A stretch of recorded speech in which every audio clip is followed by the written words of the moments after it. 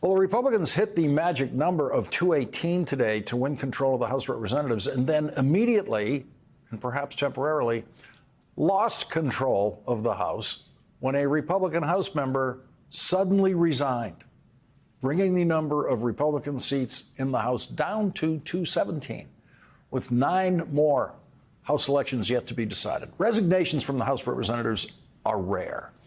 Even more rare are resignations when a House member is under investigation by the House Ethics Committee. The resignation stops the investigation. That is what Congressman Matt Gaetz hoped to achieve by his sudden resignation today while under investigation by the House Ethics Committee for possible involvement in sexual misconduct and drug use. Most members of Congress who resign while under investigation are never heard from again in government, except possibly at their criminal trials. Donald Trump promised we will be hearing from Matt Gaetz again by announcing him as the choice for the next Trump Attorney General. Matt Gaetz is the single most inappropriate selection for Attorney General in the history of that office at the time of his selection. Republican President Richard Nixon's first Attorney General, John Mitchell, was, of course, the worst Attorney General in history since he was convicted of crimes committed while serving as Attorney General. But at the time of his selection, John Mitchell appeared to be just another Republican establishment lawyer going into a Republican administration. Unlike Matt Gaetz, John Mitchell was not under an ethics investigation when he was selected to be Attorney General. John Mitchell had never been the subject of a federal criminal investigation of sex trafficking as Matt Gaetz was. John Mitchell had never been arrested for drunk driving as Matt Gaetz was. As shocked as Washington was yesterday with the Trump choice of a Fox weekend host for Secretary of Defense, the shock was even greater today, including among Republicans. There is no Republican member of the House of Representatives who is hated, and I mean hated, by more Republican members than Matt Gaetz. Here's the reaction of Republican Congressman Max Miller. I just think it's silly. I believe that the president is probably rewarding him for being such a loyal soldier to the president. But the president is smart enough and his team is smart enough to know that Mr. Gaetz will never get confirmed by the Senate. Mr. Gaetz breaks things to break things, and then once he breaks it even more.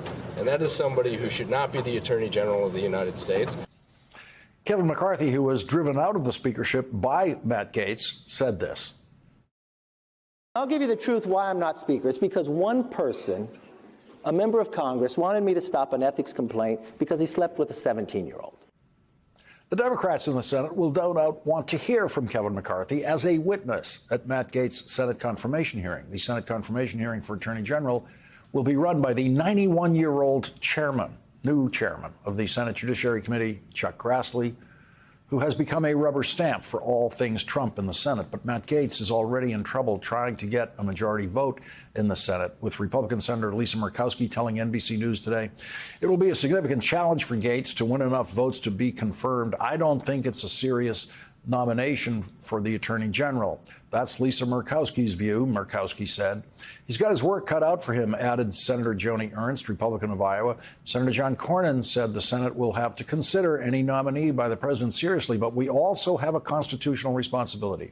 Senator Susan Collins, Republican of Maine, sounded a note of skepticism. Obviously, the president has the right to nominate whomever he wishes, but I'm certain that there will be a lot of questions, she said. Collins said the ethics probe will be one of the issues that's going to be raised because, as I understand it, there's an active investigation by the House Ethics Committee.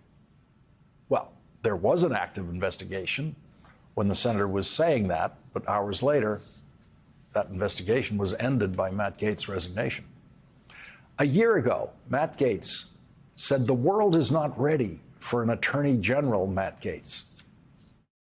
you never know, David. It may be an Attorney General Matt Gaetz down the road or someone of my liking who will be there to actually enforce the law and provide the accountability, not just the vision, but the actual accountability. The people that are sending you those messages deserve that in a free and just and constitutional republic. Yeah, we do. We absolutely do. And I like that. I like that. Attorney General Matt Gaetz. Are you kidding me? Man. The world is not ready. Probably. Certainly Senate confirmation wouldn't be. Punchbowl News is reporting tonight that the House Ethics Committee was going to vote on Friday, just 2 days from now, on releasing a report of its investigation of Matt Gaetz. That vote might never take place, and that report might never be seen. But between now and Matt Gaetz' Senate confirmation, every reporter in Washington will be trying to get a leaked copy of that report. To protect Matt Gaetz, every Republican member of the House will have to defend suppressing that Ethics Committee report. Every Republican senator who wants to vote for Matt Gaetz' confirmation will have to defend suppressing that ethics report about Matt Gaetz. Every Republican senator will have to insist that they want less information about Donald Trump's nominee for Attorney General than is available. The Trump team has said that they want to abolish background checks for jobs in the Trump administration. Now we know why. In a normal investigation of a nominee for Attorney General, the background check is done by the FBI. That's the FBI doing a background check of their future boss. The FBI already knows a lot about Matt Gaetz from its criminal investigation of a friend of Matt Gaetz who is now serving time for sex trafficking. That information should be included in the FBI's background report that is normally provided to the Senate Judiciary Committee. Now we know why Donald Trump said the other day he wants to bypass the confirmation process for his nominees. Donald Trump wants possibly unconfirmable nominees like Matt Gaetz to take their positions in the administration through recess appointments. A recess appointment is possible only when the Senate is in recess for at least 10 days. Then, in the event of what's supposed to be an emergency vacancy that has to be filled, the president can appoint someone without Senate confirmation. That appointment is only good for approximately 18 months to a maximum of 2 years until the next Congress is sworn in. Matt Gaetz was promised a recess appointment before he was publicly chosen by Senator Rick Scott of Florida, who was one of the candidates for Republican Majority Leader of the Senate. Rick Scott was the only one of the three candidates who immediately said, quote, 100% agree to Donald Trump's demand for recess appointments. Rick Scott came in last today in the closed-door secret election for Senate Majority Leader in which only Republican senators voted. John Thune, the heir apparent of Mitch McConnell from South Dakota, was elected Majority Leader by Republicans in sharp and full defiance of Elon Musk. 3 days ago, Elon Musk, who has never expressed a view on Senate leadership elections before, said, "Rick Scott for Majority Leader!" exclamation point. He also said then, "Senator Thune is the top choice for Democrats." He was right about Senator Thune. Most Democratic senators would prefer John Thune as the Republican leader. Here's Democratic Senator Mark Warner today. I've worked with John Thune on a lot of things, even like our first TikTok bill together. Again, I don't agree with John Thune on everything, and he's going to have to work. He's got a challenge to work with the president-elect and his caucus. But the thing about John Thune is, he's partisan, but he's always a decent guy. And that, I think, kind of, basic decency is something that I imagine will be tested, but I'm looking forward to working with him. So Elon Musk, the Senate lobbyist, lost big time today. Elon Musk lobbied Republicans in the Senate on Majority Leader, and Elon Musk lost. His candidate came in last out of the three candidates. And Matt Gaetz' chance of getting a recess appointment to Attorney General just dropped from 100% with Rick Scott to no better than 50% with John Thune as Senate Majority Leader. John Thune might turn out to be as weak as Rick Scott and bend to every Trump demand. But as of tonight, we know two things about the incoming Senate Majority Leader. John Thune, like most Republicans, doesn't want Matt Gaetz to get a recess appointment. And he doesn't want Matt Gaetz to become Attorney General. He's not going to say those things out loud, but that is obvious about a senator like John Thune. That doesn't mean John Thune won't end up voting for Matt Gaetz' confirmation in the end. But John Thune might, just might, try to work the secret magic that a majority leader can use to slow down a nomination or kill a nomination without his fingerprints being at the scene of the crime. Majority leaders have many ways of doing that invisibly. At the end of Donald Trump's second impeachment trial, Senator Thune said, "My vote to acquit should not be viewed as exoneration for his conduct on January 6, 2021, or in the days and weeks leading up to it. What former President Trump did to undermine faith in our election system and disrupt the peaceful transfer of power is inexcusable. But he is no longer president. The Constitution is clear that the primary purpose of impeachment is removal from office, and that's what I believe the founders intended." Reports are now emerging from Trump world about the predictable tensions with Elon Musk. NBC News reports Musk has been so aggressive in pushing his views about Trump's second term that he's stepping on the toes of Trump's transition team and maybe overstaying his welcome at Mar-a-Lago. According to two people familiar with the transition, he's behaving as if he's a co-president and making sure everyone knows it, one of the people said of Musk. Politico reports he's become almost a comical distraction, hanging around Mar-a-Lago, sidling into high-level transition meetings and giving unsolicited feedback on Trump's personnel decisions. Elon is getting a little big for his britches, one insider tells Playbook. Trump, for his part, doesn't seem to mind, relishing the attention he's getting from the richest man in the world. There was even talk of trying to have Elon Musk join the meeting that Donald Trump had today with President Biden, in which current White House Chief of Staff Jeff Zients and incoming White House Chief of Staff Susie Wiles also joined the discussion after that one-on-one in the Oval Office. Musk did not make it into that meeting, but that's the only meeting Elon Musk seems to have been barred from so far. Donald Trump lets Elon Musk follow him around the way President Franklin Delano Roosevelt let his little dog follow him around all over the world, including on voyages across oceans. Donald and Elon's excellent adventure makes perfect sense for Donald, who always needs money.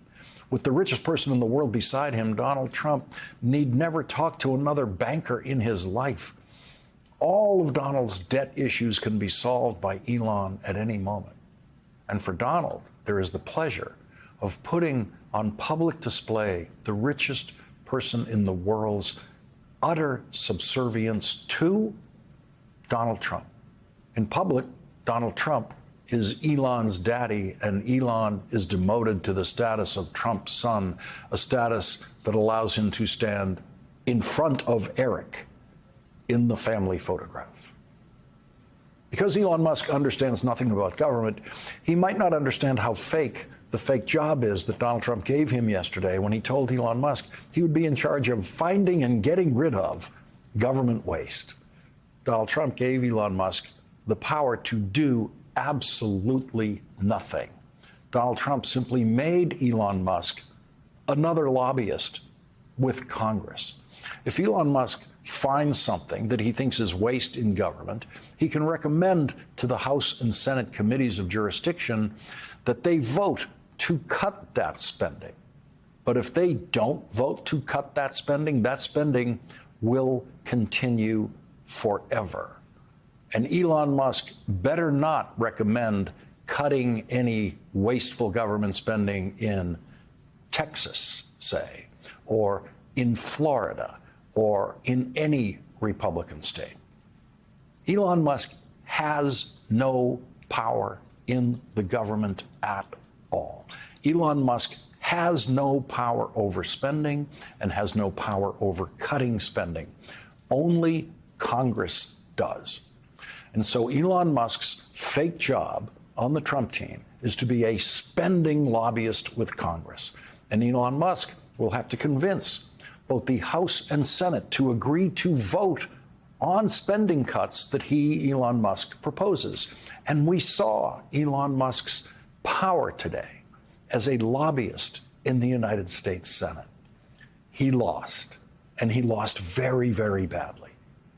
In the very first vote by Republican senators, they said, we don't want what Elon Musk is selling.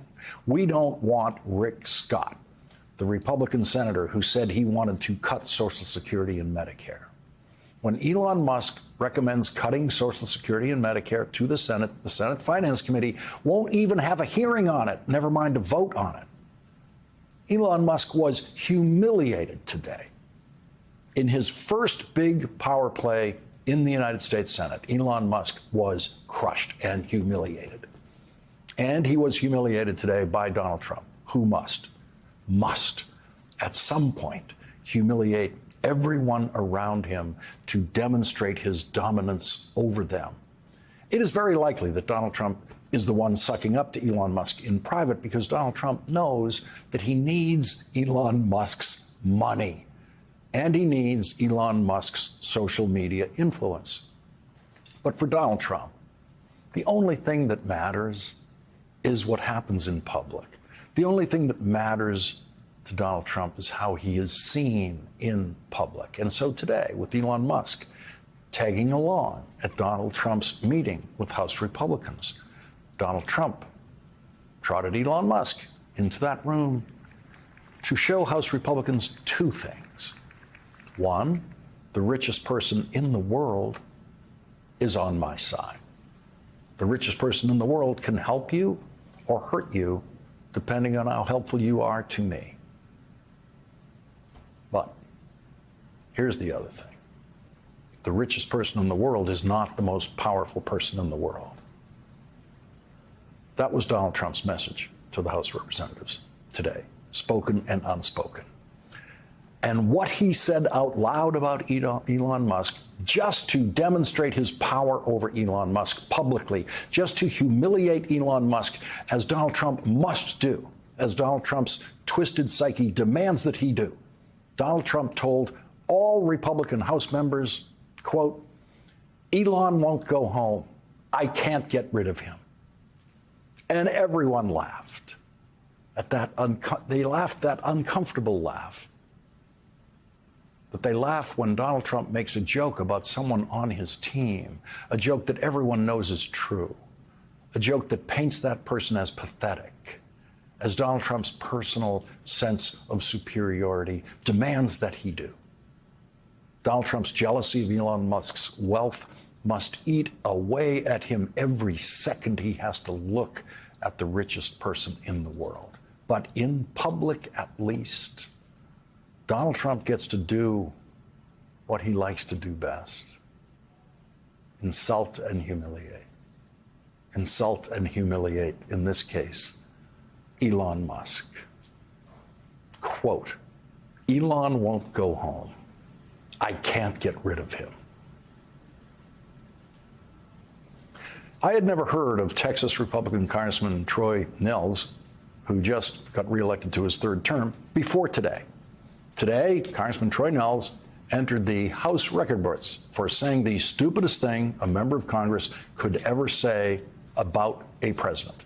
Troy Nehls had no idea, obviously, that he was contradicting the very design of the relationship between the House of Representatives and the president that the founders wrote into the Constitution. And in the process, Troy Nehls erased the line between church and state because he, in effect, said Donald Trump is God, when he said Donald Trump is never wrong. If Donald Trump says jump 3 feet high and scratch your head, we all jump 3 feet high and scratch our heads. That's it. He's got a 10-pound brain. Elon's got a 10-pound brain, and we need to take advantage of that. If Donald Trump says terrorists work, period. Because Donald Trump is really never wrong. Think about it. He's never wrong.